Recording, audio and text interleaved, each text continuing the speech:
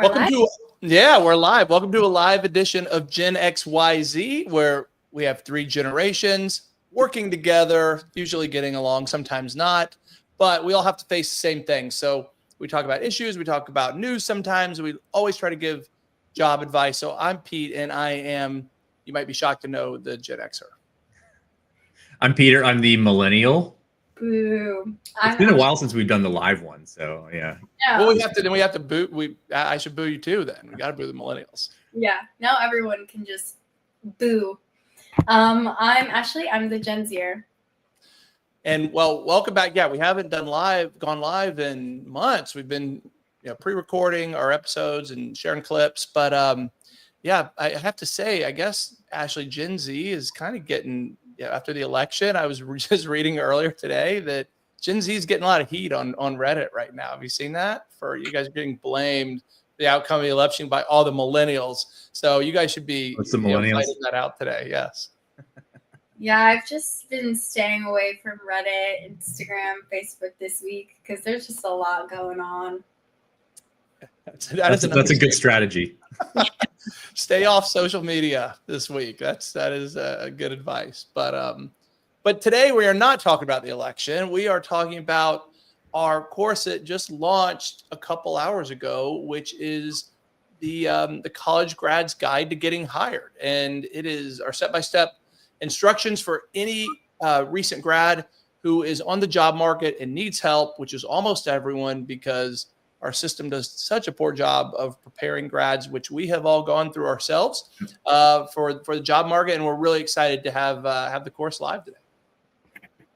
Yeah, I was pretty excited to have the opportunity to test it out. I think it's great, and I was able to compile a couple questions after conducting my test. Are you ready to answer them?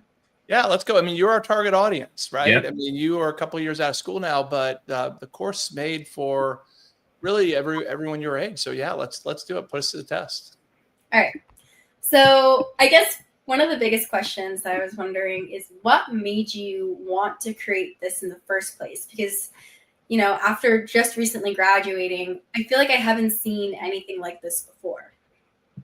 So you just answered the question in part. There's nothing that exists. So thanks for the setup with that one. But I'll answer this first because it's personal for me as well as professional. So being in staffing a long time, having a recruiting business for almost 20 years, and then being a father of four, ages 16 to 24, I live this professionally and personally, and it's become very obvious that there's no great solution and help available for kids who are coming out of school. All right, I say kids. I date myself by saying that. But young adults or young professionals, really.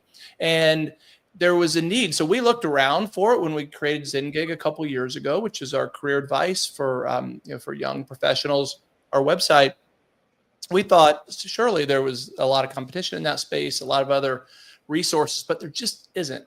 And so what's happening is we kept noticing by living in that world on social media and looking for feedback and suggestions from what was needed to help recent grads that they didn't have anywhere to turn. So we decided to create it ourselves, and that's what we did.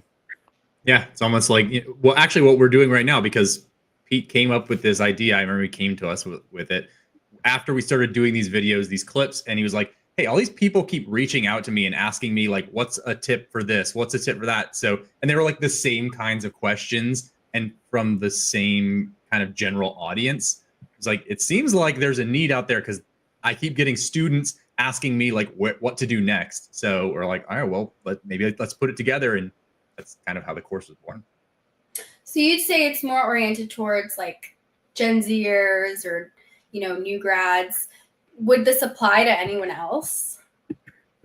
Anyone could use it, right? But we assume that I would say anyone who's early in their career, relatively, who hasn't yet gone through the cycle enough of finding a job where they have comfort. So anyone who doesn't feel that their resume is in great shape. Anyone who just still needs help interviewing, which, by the way, is most people. So I would say about 90% of it applies universally. But but we really want to start with young professionals in mind first, right? Because we know they need the most help, and you can't be on social media and not see it, right? Of people saying, I just can't find a job. I'm applying like crazy. And so we're like, hey, let's start with this group, and then we'll tackle other generations later. Yeah, I mean, it's targeted towards students. Like we said, students were the people who started reaching out the most.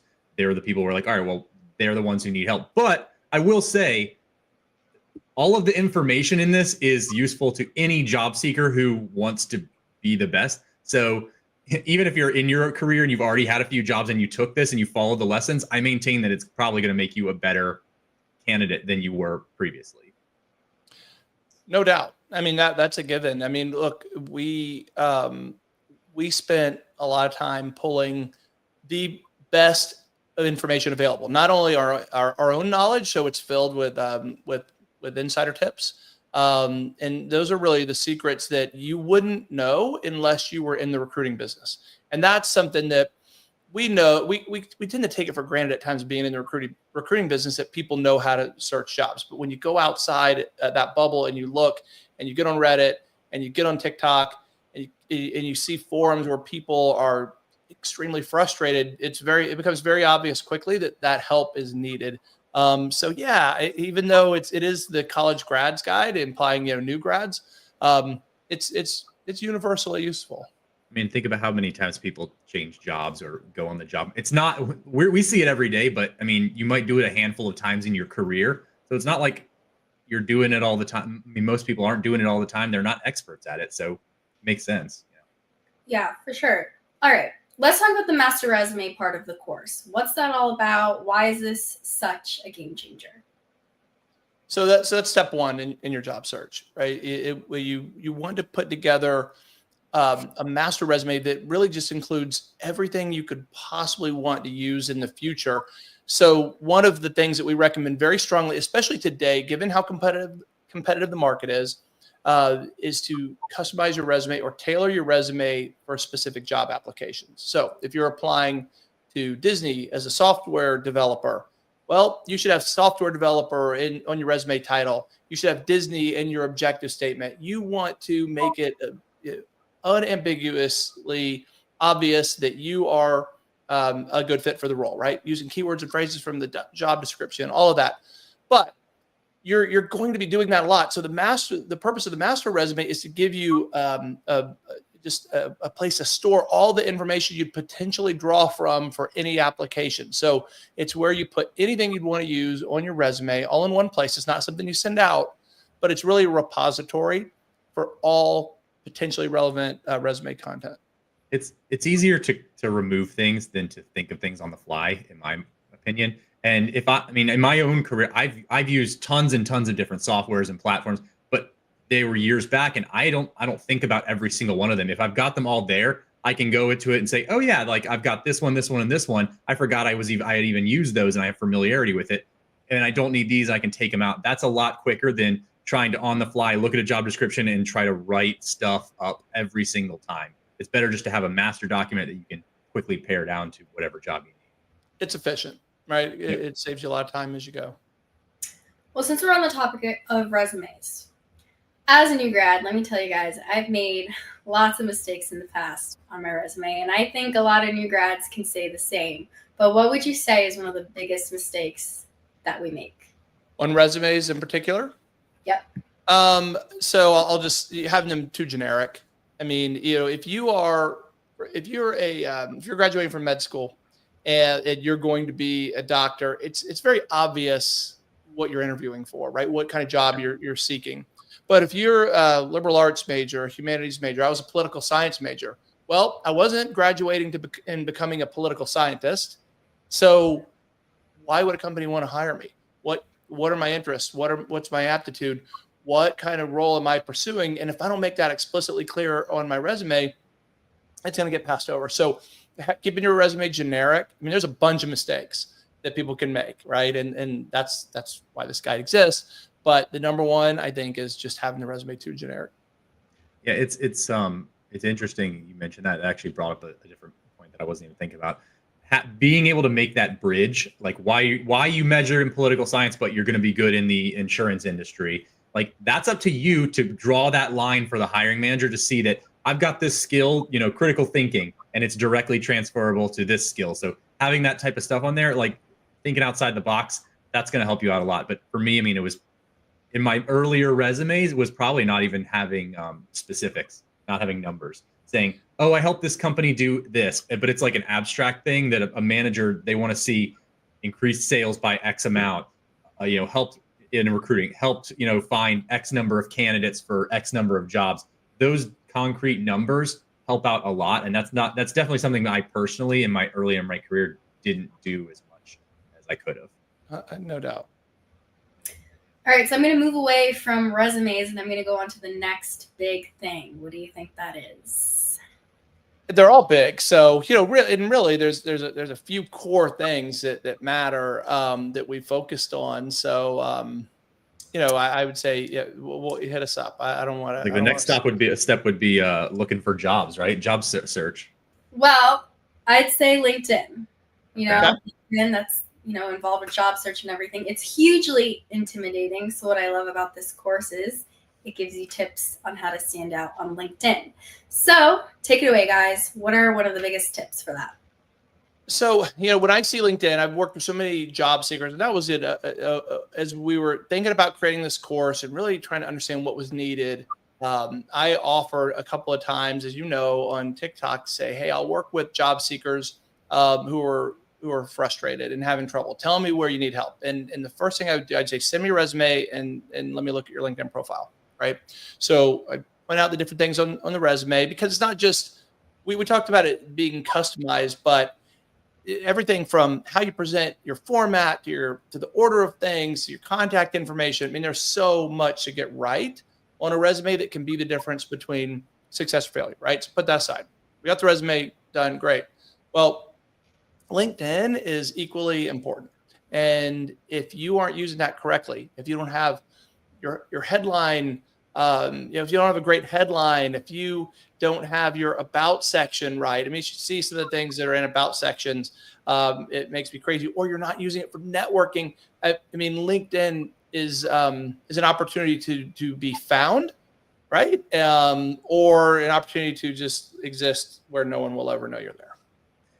Yeah, something Pete didn't say that's in the course, and this is something I tell candidates that I talk to, is make sure that you have specifics under each job and that you're using keywords both in your skills section and in your like experience section, because you want to have it's like a you're fishing actively versus like setting like a fishing trap, and you want to just have it passively out there. You want to be easily found by recruiters who are searching for people. So having all of these specific, if you used a tool at an internship or used a tool at a job you had, that's the kinds of things that you want to have on there, because recruiters search by keyword on LinkedIn. And I feel like a lot of people don't know that.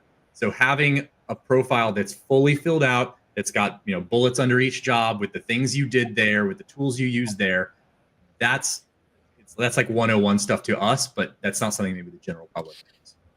It's always better to be found when you're in the job market, right? Than to have to find jobs and apply. You want recruiters coming to you. And that is, to Peter's point, that's what LinkedIn can really be a powerful tool for. Yeah, even if you're not, actively searching, somebody who maybe you found your first job and you always keep an open mind, because you never know what the next one that's going to come along is. You never know. So I always tell people, it doesn't hurt to listen. It doesn't hurt to listen to recruiters, to be found by them. Yeah, great advice, guys. Now, for our audience out here that's listening, I know I'm asking all of the questions right now, but the floor is also open to you. Please ask away if there's anything coming to mind. I'm going to move on to the next question. So I've noticed that a lot of people recently that are applying to jobs will just click the apply button and that's it. So there has to be a strategic way to job applications. Yeah, I just responded to someone on Reddit today that said that they were frustrated. They woke up this morning thinking they had a couple interviews set up and they were canceled. And we know what a frustrating and disappointing thing that is as a job seeker. But and then they said something that I see over and over and over. I've applied to 150 jobs in the past month. And I didn't see any indication that there was follow-up, right? It was just, I applied and waited. And I don't know that that's actually what this person did, but they were asking, they wanted some feedback. And so I said, look, when you apply, that's kind of where it starts, right? Like that's the beginning. Find the name of the recruiter who's hiring for the job, call them. Or if there is no name listed on the job posting, then call into the company and ask for the person who's hiring, ask for the HR team, ask for the talent acquisition team, show enthusiasm and effort. Recruiters love that. Now you have to be qualified for the job, right? So that's not going to work if you don't have the basic requirements, but it's supply and demand. We've talked about this a lot on Gen XYZ. If you have a unique skill set that very few people have, then you will stand out. You won't have to do these other things. But if you don't, and you're one of 100, 200, 1,000 or more applicants, you have to do the things that will get you pulled out of the pile. And there's very specific steps you can take. Very, very few job seekers take them. Very few. And I can promise you, owning a recruiting firm, our recruiters would want candidates who are motivated and proactive. So there's all the reasons to do it, no reasons not to. And it's not done often enough. Yeah, we go into it a lot more obviously in the course, but anytime I talk to anyone that's like on the market like that, don't just apply. I mean, you can just apply to tons and tons of jobs, but the amount of effort you put in is, that's the amount of success you're going to get from it. You're going to have to apply to a ton of them, and you're just cold applying. You're going to have way better success if you try to go about it a different way, and that's the networking approach, where you connect with recruiters, make friends with recruiters, go try to be different and get known. And like Pete said, this all assumes that you are a good fit for the types of jobs that they're recruiting on. But if you are, and you're connecting with them, and you're just commenting on posts, liking posts, doing stuff like that to get noticed, that's going to separate you a little bit then from all the hundreds of other people that are just clicking apply and then moving on. So it's how you want to go about it. Do you want to be unique, or do you want to just be one in a pile? So. Yep. My friends applied to 600 jobs since February. I'm telling job market's crazy with these one-click applies. Your friend, like now? Well, what is he or she like? Do you have any sense for what they've done in addition to applying? Just hit the apply button. So I'm telling her, I'm like, you need to take this course. You need to change your strategy. You need to do something different. Mind you, it's also difficult because she's trying to change her career completely, going from education to something else. Then it's even more important to do those extra things, right? Because your resume alone is not gonna get you anywhere. You have to go above and beyond. You have to tell your story, and sometimes that's a cover letter. I like to think of cover story, although that sounds like you're hiding from something. Like what's my cover story? But that's what it is, right? What's your pitch? Give your pitch. Find a way to get your information in front of the right person. And I will say, Ashley, if she takes a course, we haven't talked about this yet, but we are so confident that it will work, that our process works. And it's worked so many times over the years. It's never not worked. That we'll give you 100% of your money back. If you don't have, at least one great interview opportunity within 30 days, we'll give your money back, because we wouldn't want to keep anyone's money who didn't find a job as a result of it, right? And so those stories of people dragging on their job search for months is so easily avoidable. It's not easy, but it's so avoidable. I'll say that. Yeah. Put in the effort and do these things that most people don't. It's easy. Listen, it's easy to just apply to tons of jobs. It is exhausting, and it is a little bit soul crushing sometimes when you're just hundreds and hundreds. So why not try and do something different? Yep. Yeah. All right. You guys mentioned before you've been in the recruiting industry for a long time. So I want to hear, what's a secret tip from the course that only hiring experts would know? Let's see. I would say that the way you network, right, is so networking is not done to the degree that should be, right? It's just not. And so if you are proactive, and I touched on this earlier, so I sort of gave the tip that I would want to give, the secret on this, right, if you will, that if you pick up the phone and make a phone call, you will stand out, right? If you aren't doing that, you're going to miss out on an opportunity to separate yourself. So we talked about that. I'll give you another one. Using recruiters, using third-party recruiters. Did I take that from you, Peter? I was say that's my favorite tip, but it's a good one. So using third-party recruiters are having a group of people and companies work for you for free. They are the biggest job search boost you can have. And I would consume the next 20 minutes talking about what a third-party recruiter is and why they're valuable. I won't do that now, but way too many job seekers don't even know they exist. And we provide lists of the best recruiters in America, where to find them through the best sources. You can find them by geography or industry that you want to work in. And it shouldn't be a secret. None of these things should be a secret, but they too often are. I guess that's where I go, okay, yep. Secrets. Yeah, we do say they're secrets, but they don't need to be. They're just unknown. Yeah, I got another tip, but that's my favorite one. It's crazy how often people, they don't even realize what. I mean, I work in recruiting, so I am aware, because people are like, what does that mean? Like, work for a company, like explaining what a third-party recruiting agency is and how it's different than an internal recruiter, and just knowing that already puts you ahead of a huge chunk of the job market. And then going a step further to not only connect with them, build these professional relationships, get them to like you, to know who you are.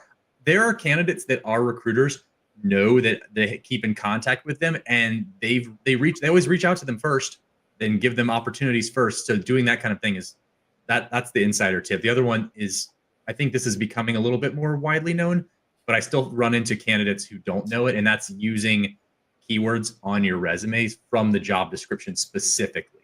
Because a lot of times hiring managers will say, okay, needs to know Salesforce or this technology, whatever. If the job description is asking for that, they're looking specifically for your resume to say Salesforce several times, if possible, on it. So having something as simple as that is going to separate you, even if it's implied that you worked with, technologies or whatever. You need to explicitly spell it out, because a lot of times the recruiter might not even be from the department that a hiring manager is in. So they don't know that it's implied that you know these other things. So you got to spell it out in layman terms. It should scream that you are an exact fit for this job description. So actually, I'll give you one more. I'll give you a secret, right? Because again, it's not going to be a secret after I say it. But for your friend who you mentioned earlier, if her resume has a summary, right, which is like, so I've done this and this is about me, right? Like, people tend to write, their life story, which no one's going to read, versus an objective statement. I want to work at ABC company in this role. Here are my qualifications. Here is why you should hire me, right? Like 3 sentences. It'll make a huge difference. So 3 sentences, an objective versus a summary will make a massive difference in how often your resume will get looked past versus pulled out of the pile. Interesting. And back to the recruiting section too. I had a friend also who, was taking a long time to get a job interview, was applying to so many jobs. Once she started working with the recruiter, she got a really good job with Macy's. So it's a little tip. It works. Yeah, I mean, recruiter, the difference is, do you want to be in line with everyone else, right? Or do you want to get VIP, escorted into the back door? That's a difference. Recruiters don't wait in line. When our team of recruiters sends a candidate resume to a hiring manager, it goes directly from them to the hiring manager, typically 1 resume at a time. Here's the candidate. They set up an interview. It operates very smoothly versus not, right, where you don't have an advocate. You're just one of many. It's night and day. Not to mention that our recruiters usually work on positions that aren't even open necessarily to the public yet. So we have an entire article on the hidden job market. So go to our website if you want to read that. But yeah, there are jobs that you would never even know are open or are going to open that we are working on right now. Yeah, there's a secret. Like 1/3 of the jobs on the market at any given time aren't published. So yeah. Wow, that's a good one. good one. All right, well, let's go into the interview portion of the course. Interviews are nerve-wracking, especially when you're new grads, you're going to your first one.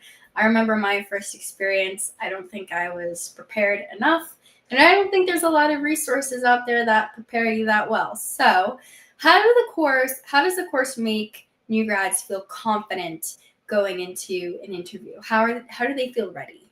So we really tackle the whole thing from, preparing before you go, because that's what it is, right? Prepare. You want to get ready. You want to do well on a test, study for it. So there's a lot of interview prep from how to dress, how to present yourself, how to maintain your body language and your tone during the interview. So we just kind of refresh all that stuff, because that's stuff probably people learn at some point in their life, but it's great to have a refresher before you go in. We list the most common interview questions, how to answer them. We talk about how to approach behavioral interview questions with the STAR method, situation, task, action, result. We talk about that. We talk about mock interviews, which is really how you prepare going in. So it's prep. And that's night and day. So we spend there's a lot of content on that. Yeah, significant portion of it where we're giving like templates to like consider types of questions that are going to be answered, the types of answers that you want to give, which is always, that's something I tell people, like, you don't want to have a memorized answer. They're like, tell me about a time when you had a difficulty or something like that. You don't want to have a rehearsed dialogue. You want to know the situation and the points that you want to hit, but that way you can pivot, you can be flexible, and it can come across naturally. Doing that and just thinking of these situations, and that's all stuff we cover in this, but that's going to help you out immensely and make you not nervous, because a lot of people aren't constantly interviewing. It's anybody's going to be nervous. It's just how you handle it. And then what happens after, right? I mean, that's as equally important from the time, the interview ends, what you need to do before you leave, what you need to do immediately after, what you need to do the next day, a week after. I mean, all these things matter and are ways to differentiate yourself, which is a big part. It's a competition. Job search is a competition. It's you against every other candidate. And that's probably the best secret of all, right? It's the entirety of this knowledge. So what do you recommend for following up without seeming too pushy? I know I've been scared to follow up before in the past. So is there a good tip in there? Well, I'll tell you one of my, I'll say this is a secret too, is to write a handwritten note as a thank you. And that's, it's not a secret because I say it often. I believe in it so strongly. But that's mine, is to write a handwritten note. If you're in an in-person interview, write it in your car before you leave the parking lot, drop it in the nearest mailbox, make sure it gets there the next day. People look at those differently than an email. So I'll put that one out there. Yeah, I mean, that's a really good one. I guess I'm not as thoughtful as Pete. I do tell people, like, make sure you just write a personalized thank you email. Connect with them on LinkedIn also, though, because even if you don't get the job, stay connected, stay in touch. It's at the very, very least, it's a good connection. It's a good networking opportunity to have with that manager that is probably in the industry that you want to go into. Absolutely. So I know we already kind of touched base on networking a little bit in the beginning, but I mean, it's super important. So for our listeners that are just jumping in, how does the course help young job seekers make new connections? Well, it gives you the step-by-step instructions on what to do, what to say, samples of so because it is uncomfortable. We've all been there. We make it comfortable by taking the thought, and questioning out of it. We'll tell you who to reach out to, how to approach them, from references to referrals to general networking. And you really can just kind of copy and paste our scripts that we have and take advantage of those. Yeah, it's definitely awkward. Honestly, I don't like the term networking. I feel like it's got like a bad connotation. Maybe I just view it as having conversations. You always react that way to it. I guess maybe I'm too introverted. I don't like to think of networking as like, oh, you're good. People think of it like you're going out schmoozing, shaking hands, and that it may be a portion of it, but it's really just finding somebody in your industry that's, and showing interest, genuine interest, having conversations with them. All of my networking that I've done that's always turned out best has been like at a restaurant or a happy hour or something, where I just have a conversation and talk to like a single person, maybe two people, and genuinely get to know them. It's not me walking around rooms, shaking hands, move on, shake hands, move on. That's tiring for me personally. But we have a lot of tips, and we tell people how they can get over their fears of that, how they can think about networking in terms of, maybe think outside the box, I guess. I love instructions. I love how this is instructing you on how to get the job, how to ace that interview. It's like baking a cake. You follow all the good instructions, you're going to bake a beautiful cake. You miss a step or you don't follow the instructions at all, you're going to end up with a disaster. So. That's such a great analogy. I'm going to steal it. That's the first time you've said that I think, or I've heard. And if you have a cake, you have the best cake in the world, but if you forget to ice it, I put icing on it, well, it's not going to be very good, right? So that you could do a lot of things right. I think most job seekers do, right? They will latch on to something, or they'll get advice from a friend or family member who has something valuable to share, but without the entirety of it, without all of those instructions, that can be the difference between being in that mode where you have 6 months and 500 applications and nothing, or having immediate success. And that's why, once again, we're offering a guarantee, 100% refund within 30 days. If you follow the steps and you don't have results, we'll give you your money back. But guess what? We won't. We're not going to have to, because you will have results if you follow all these steps. And I see a lot of people, young professionals, who are frustrated by the job search process and say, well, it's there's nothing they can do. And we believe the opposite. We believe there are very specific things you can do, and if and when you do them, success will follow. Yep. Yeah, there might, frankly, there might be some things that you're like, oh yeah, I already knew that. But all of it in its entirety, there's so much good stuff that if you do all of these things, to use, Ashley, your cake analogy, it's like if you the cake calls for 2 cups of sugar and you only added 1, you might get a fine result, but you're not getting as much as you could. You want a great job. You want to find a great offer, have a great interview, or do you just want to kind of like do the bare minimum? That's kind of how I look at it. Yeah, it's going to help you be organized in following every step-by-step direction, and then it's going to get stuck in your head, and you're going to have that recipe up there forever. So, so we hope, yes. Yep. All right. Next question. So a lot of students or grads don't have a big budget. So why would this course be a smart investment? I think we've already covered. So if you kind of run some math, right? So the average job seeker, it takes 20 weeks to find a job. And so if you say, well, most college grads are going to should expect to make around $50,000 a year, right? Some certainly can make more, some less. But if you just run that math, you're basically giving up $4,000. It's over $4,000 every month you don't have a job, right? And so if you take that do the math, 20 weeks or whatever it is, it's $40,000 or whatever, however the math works, right? Or $20,000, right, Peter? So $20,000 that you could have sooner, right? That you're going to be out of by not having a job. We're guaranteeing success a lot faster. And here's the crazy thing, right? If you divide at $50,000 salary, that's $200 a day you're working. The course is $199, right? So automatically, if you get a job one day sooner, it pays for itself. So that's the biggest reason. But also because you're getting, we haven't talked about this yet, we have this awesome partner and friends in Beam Jobs, who's the best resume building service that exists anywhere. And they're giving us, anyone who buys our course, 3 free months of access to their resume and cover letter builders. And that's $80 right there. People every day, lots and lots of people are paying $80 to Beam Jobs for that. So it's $80 off the course right off the bat. We have free bonus module, the Working with Recruiter module, and we have $50 off discount right now for Thanksgiving. So yeah, that's what I was going to say. I mean, we had a lot of beta testers take the course, and they wanted, they had friends, and they're like, "Hey, when's this going to be available? We want to, I've got a friend that's struggling. I feel like I want to send it to him." So we're like, "All right, we're going to give the first, handful of people this bonus, amount off, just because this is when we're releasing it. It's Thanksgiving. We're like, let's go ahead and do this."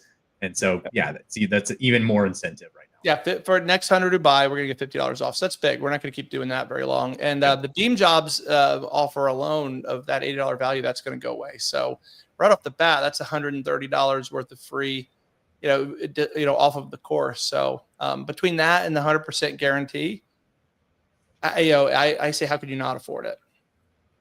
Yeah, for sure. All right. Someone's on the fence about taking the course. What would you say to them right now?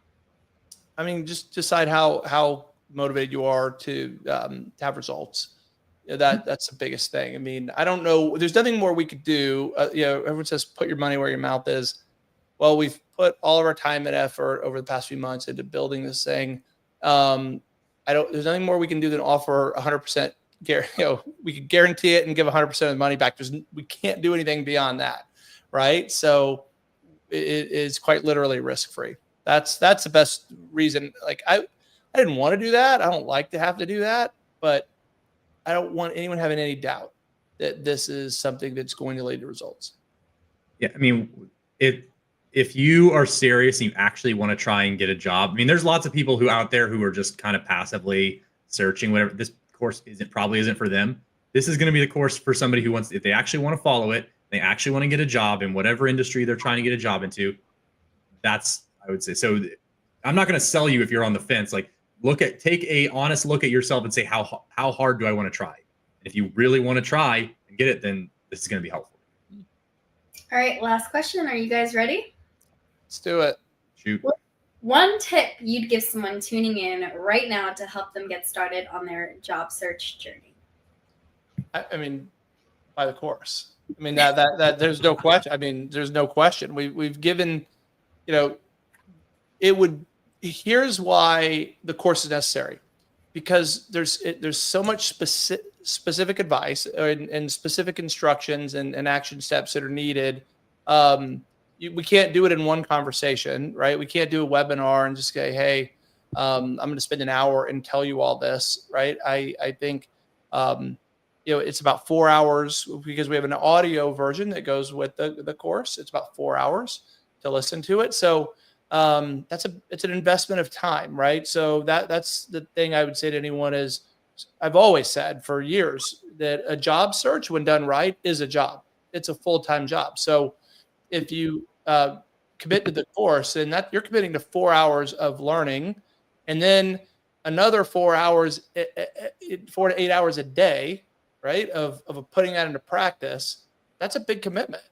So that is the first step, right? The first step is you got to know what to do. So if I can't go, hey, go start applying to jobs, you're going to do it wrong. Odds are most people do. So you need the right information to have the right success. Yeah. And I'll give you a free tip then. If you wanted just a little taste, go to zengig.com. We have tons and tons and tons and tons of articles for job seekers, for candidates, that give you any sort of answer to any sort of question that you can think of. And we've got, I'm not exaggerating, hundreds of articles on all the different things that you might encounter. So if you want to start there and just kind of see what we're about, if you aren't that familiar with Zengig. Also, you can reach out to Pete or myself if you've got specific questions about it, and we'll be happy to answer as well. Yeah, I mean, if you scoured the internet and you went to every possible resource you could find, you could probably piece this stuff together. But it would take you weeks and weeks and weeks to do that, and we just put it all into one nice package. That is absolutely correct. Yeah, everything is out there in one piece or another, but unless you're somebody who's worked in the recruiting industry or has access to somebody who does, it's going to take a long time. It took us a long time to put this together, and we do this all the time. Yeah, so, absolutely. So what do you guys say? Should I link the course to the comments right now? Yeah, I think we will. Yeah. We'll put it in the comments. We'll make sure your friend gets it. I'm going to send it right now too. I just commented it under this video on our YouTube. Yeah. So awesome. Well, I think we've covered the base. So we're going to do some webinars starting next week, where we're going to share more content from it. So check back for that on our channels. And this was fun. I love talking about it. We're going to be talking about a lot more. So keep an eye on TikTok too. I'll be doing some videos showing you step by step how everything works. Awesome. All right, guys. Thank you. Bye.